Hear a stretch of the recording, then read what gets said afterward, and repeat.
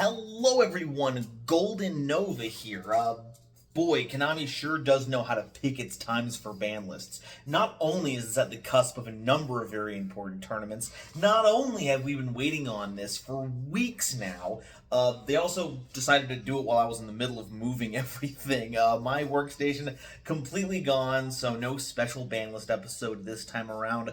I'm just going to be doing a guerrilla ban list react from the comfort of my own room. I hope you enjoy the acoustics and the lighting. Trust me, it's not getting any better.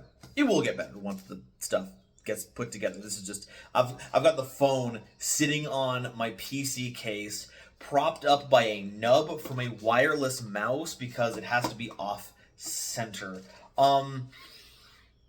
Okay, so lots of stuff going on here. Snake Eyes is obviously a deck that has warped the format around it to the point where we are now seeing stun decks taking center stage.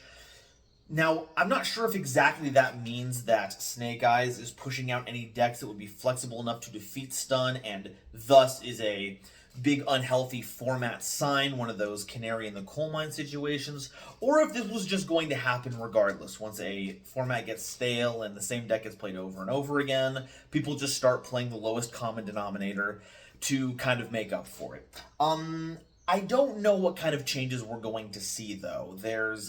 It feels too soon to hit a lot of, but we have seen hits to stuff like Kit Close fairly early after releasing, so it wouldn't be out of pocket for them to get rid of all kinds of new Snake Eye stuff. So we'll see. Also, maybe some more stun hits as well, now that we've been able to see the kind of nonsense that stun decks can do. Let's go ahead and get rid of Synchro Zone. Just go ahead and get that out of here. It had its time.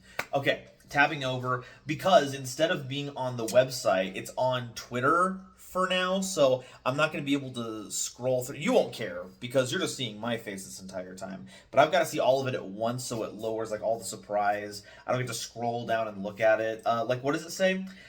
Here are the upcoming updates to the Yu-Gi-Oh! TCG Forbidden Unlimited list effective April 15th, 2024. The full list will be posted on our website on April 15th. It's the 13th today. And I spent like a full 15 to 20 minutes asking people for where to find the list because I couldn't find it because I was avoiding Twitter to avoid spoilers. So, what? I don't know. Anyway, I can see Link Haribo, Kieran, Delicious Memory, and Malicious in Unlimited. Those are for the different one. Forbidden, Limited, Semi. That's the sequence that I'm seeing them in. So I already know that those are all there, but let's go ahead. Forbidden, Link Haribo. This has been a talk that has been around for a while. That makes sense. But I never thought they'd actually do it. Link Haribo is just one of those utility cards that has let decks with level 1 monsters get away with some heinous stuff. Now you have to be playing Relinquished Anima if you want your Link that links away your Link ones, giving up the utility to tribute those level 1 monsters out of nowhere to avoid interaction and get yourself effectively a mini battle fader to stop monsters from going full force on your life points. I suppose this is feasible. Like I said, Relinquished Anima still exists for decks that need a way to link off their Link ones. So I guess this is fine. It feels unfortunate to get such a mascot character on the list, though. Is this the first banned Karibo card? Baronne de Fleur banned. Holy cow.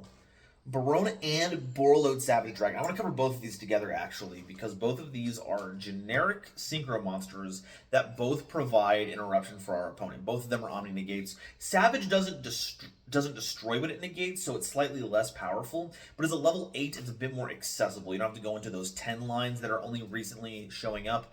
Level 8 lines for synchros have been pretty prevalent throughout mid-synchro onwards. So seeing both of them get forbidden, though, is wild. I suppose this is just to stop, like, generic pile decks that were making them anyways, to just stop decks from having randomly hard negates. I'm not terribly upset about it, to be honest. I was never a fan of giant build up a board full of negates and, dare you to get past all of it. But I feel like the tools for getting past that have been getting better over time, so hitting them now feels rough. Summon limit going to 0 though. Thank God. I've I've used and have been under summon limit too many gosh darn times to think that card is anything but a problem. Thank goodness. You can just set it, go off, your opponent goes, you flip summon limit on their second summon, and now they're just completely off their game plan. So good riddance summon limit. We don't need that card at all. So limited. So Kieran is here. Kieran is finally back. Thank God. We've been clamoring for it. Should have come back last list, but you know, thankfully they're back. Uh-oh. Thunder Dragon Colossus is back. Folks, I think this is a particular YouTuber that we're gonna have to keep an eye on now. Starts with T, ends with Atsum. Wow. Never thought it could come back, but here we are. I believe that Nemesis Flag is still a card, so almost any deck that banishes can just run. Flag is the Wind Thunder one, I think. No, Flag is the Fire one. Corridor is the Wind Thunder one. For those of you who don't know, it is a Thunder monster that targets a banished monster. I think shuffles it into your deck to special summon itself, but it's an activated special summon. It's not an inherent one, so it is a Thunder monster's effect activating in the hand that gets you a Thunder monster on the field, attributed for Colossus. I'm worried about that one. Now, that could just be me overhyping things. I'm known to do that, but I think there's more than enough reason to believe that Colossus will suck for decks that aren't modern. We've seen stuff like the Diabells put their things onto the board directly. That's not so much true for Snake Eyes because you do have Poplar and Snash putting those things into your hand, so this stops those. But then it's also going to punish a bunch of other decks that rely on those kind of searches to get stuff done. And if they don't have a way to get past a monster with destruction protection while you have cards in your graveyard, this is going to be a big issue. Tidal is back. We knew that Dragonlords were coming back. Tidal is probably the strongest one of them. Happy to see it do some stuff in the future. Big ups to Mermails. Good job. Arch Nemesis Protoss. This was the type lockout one. I can't imagine they had banned the no, this is the attribute lockout one. I can't imagine they would ban the type lockout one, but they're bringing back the attribute lockout one. Interesting. Unless they hadn't done that before, and I'm thinking of Master Duel, but this is a weird choice. In a time where they're trying to get rid of Floodgates, they're bringing back one of the arguably easiest to utilize. That's scary because it's also active removal. If they have like a mono attribute deck, it's like dark and you go, okay, cool, boom, your dark monster is gone. Protoss will be fine because it can't be destroyed by card effects. Heck, you can have it target itself and apply that going first if you're up against a dark type deck. And then no dark summoning for your opponent. That's pretty bad. Chicken Game is back to 1. This is another one of those FTK enabling pieces that is also kind of a floodgate. If you have the lower life points, you can't take damage. So, granted, one of the modes is that the turn player can pay 1,000 to pop it. So both players get the benefit from it, and both players have the opportunity to destroy Chicken Game. But I didn't know there would be anyone clamoring to have that back. I certainly wasn't. I'm glad that Upstart Goblin at number 4 now wasn't playable. We'll see where that goes. And lastly, Anti-Spell Fragrance. This goes from 3 to 1. Same with all the other Floodgate stuff. Anti-Spell Fragrance was one of those cards that you could side in for particular matchups, and if you got it, you just auto-won. Unless the opponent opened up a very particular way to out it or drew their counter cards for it. So I'm glad to see that. This list is throwing me. Like, okay, so for the Forbidden so far, I'm technically okay with everything that's being forbidden here. I'm okay with it. Limited, bringing back Colossus and Protoss feels really, really bad. Chicken Game, I'm hesitant. Everything else I'm good to see brought to 1. Let's see what's on semis. So we have Armageddonite and Pearly Delicious Memory. The Delicious Memory semi-limit just kind of makes sense for how Pearlies work. As long as you have 3 copies of any memory, then my friend, it is basically just pay 500, search a particular memory that you have 3 copies of left in your deck. Semi-ing Delicious Memory kind of turns that into a bit more of a mischance if you don't already have it. Armageddonite. Was anyone using Armageddonite? No, I think that was at 1. Unless that was in Master Duel. God, my Banlist knowledge is so bad. Point being, cool for Armageddonite, I guess. All right. unlimited. So we're getting full 3 copies of Destiny Hero Malicious. So we're re-entering a phase where any deck can run 3 Maliciouses, and it is a level 6 monster. I want you to tell me, I want you to think of a rank 6 monster that exists that might cause some issues in this format. Go ahead and type your guesses in the comments, and if you get it right, I don't know what I'll do. You'll have to post and find out. Orpist Harpors 3, I think it was at 1 beforehand. Orcus Bestial Synchro was a deck that I've squared off against once, and that deck was just the biggest skill test in the entire world for both players. I'm still not upset that it's back though. I mean, it enables some wild deck building. I think we're fine with Harpor coming back to 3. Speedward Terror Top, that's my boys. That's my boys. Even easier access to Captain Carry for Gold Pride, another rank 3 nonsense. I'm glad to see that. I might be biased. And then Sky Striker Mobilize Engage back to 3. So I think we were seeing Sky Striker stuff come off the list the last couple of times, if I remember correctly.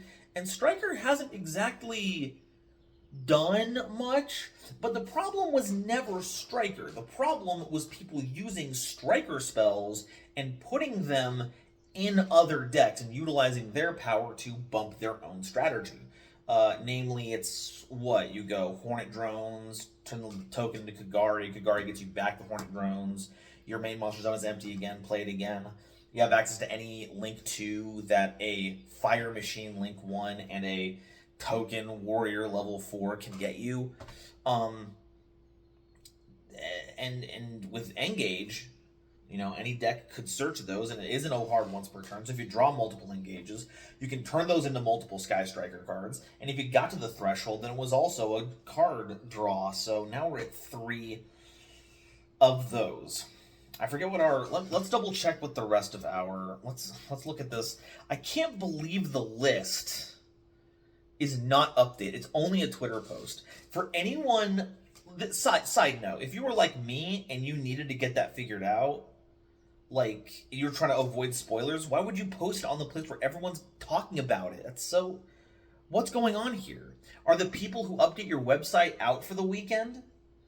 And if so, why are you updating it now? Why couldn't this wait until Monday? Did it have to go out now? It's not like you care about it being posted at a particular time. Rant's over. Okay, so Sky Striker. So Hornet Drones is limited. Now that Mobilize is here, that's effectively 3 more copies of Hornet Drone if need be. And then Engage was semied, so it was already semied beforehand. So it's not like this is going to be a huge increase from last time, so I don't suppose it's going to do much more now than it was going to be beforehand. If it was at effective 3 copies beforehand, I don't know why that would do it. Why a 4th copy effectively would change much. So what are the issues here? So Snake Eye is completely unhit. Snash, Flamber, Diabell, Poplar, Bonfire, all of the big power cards still at 3, still at maximum power. Stun decks lost Summon Limit, but to be fair, everyone was playing Summon Limit. That's not a stun deck thing. Everyone was playing that. Anti-Spell, it's just good to lose Anti-Spell, or just to have it at 1, thank God.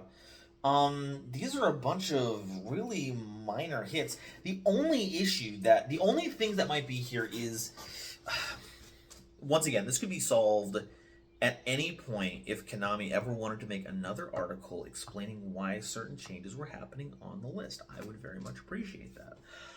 But I'm stuck here with my own speculations. So what are they trying to do here? Well, they are trying to have their cake and eat it too. I mentioned previously that Colossus does stop Snash and Poplar. Both of them. Snash can't search the Poplar, which can't special summon itself, and Poplar adds from deck to hand. Now, Diabell can still send a card to set Original Sinful Spoils, which itself can send the Diabell to get the Snash, but then the Snash can't search under Colossus. So, under these conditions, they've added a card that is a hard counter to a lot of the Snake Eye cards.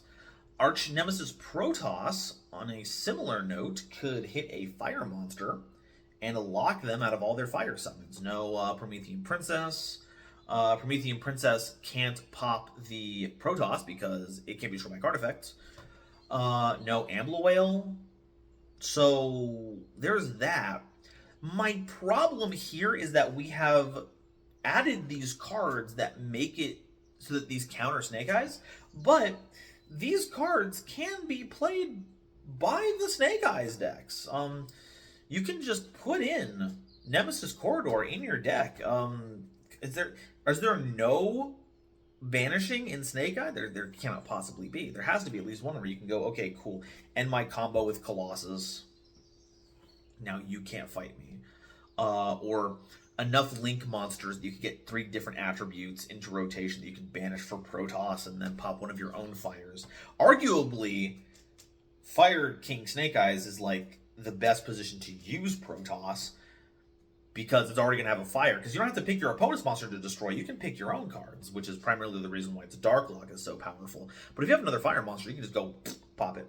The only hit really that the deck got was the Link Haribo hit, and I would hazard a guess and say that that's going to hit a lot more. That hits the combo's longevity, right?